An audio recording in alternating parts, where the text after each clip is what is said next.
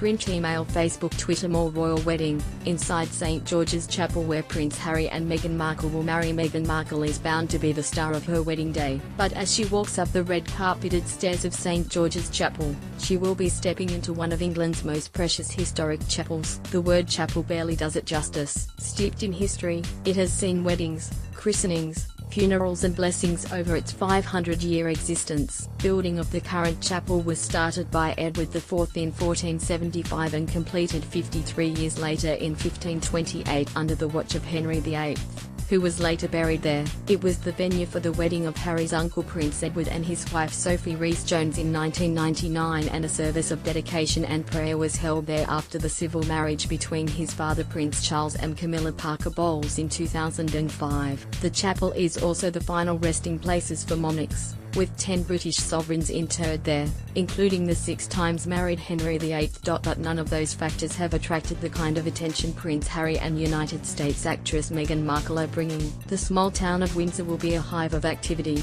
with more than 100,000 people expected to descend to get their dose of royal wedding fever. There will be fewer guests compared to the last royal wedding, 600 compared to Prince William and Kate Middleton's 1,900 guests at Westminster Abbey in 2011. The estimated global TV audience is set to be bigger, with more than 2 billion expected to tune in. By Windsor, the choice of the more intimate St. George's Chapel over Westminster Abbey is about more than just size. Prince Harry and Ms. Markle secretly spent time in Windsor during their 16-month romance, and Harry's communications secretary Jason Knauf said it was a very special place for the couple. Prince Harry was christened there in December 1984. It is also a very special place to his grandmother, the Queen, according to local historian Leslie Grout.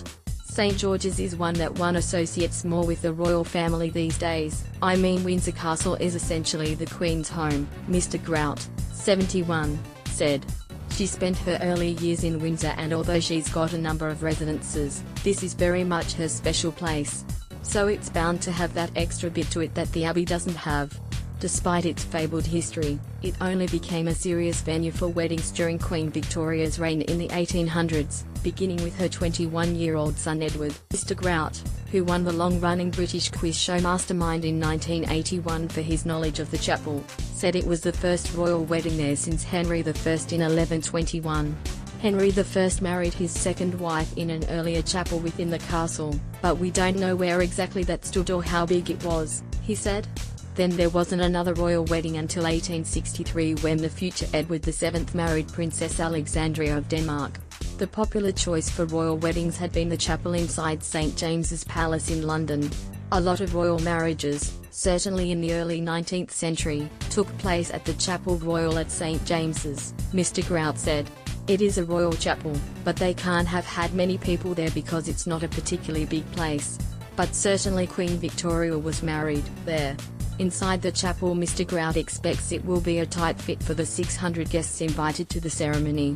I would imagine they will have some television screens in the nave, because those people sitting in the nave will see them, Harry and Meghan, come in and see them go out, but you've got the big choir screen in the way and you won't see anything there, he said.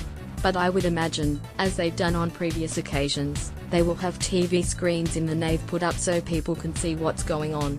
Uninvited guests. With more than 900 years of history in Windsor Castle itself, and with the chapel being the final resting place of some of history's most famous figures, there are many stories of haunted halls and spectres stirring in the night. But Mr. Grout, a chapel steward for over 40 years, was quick to shoot them down.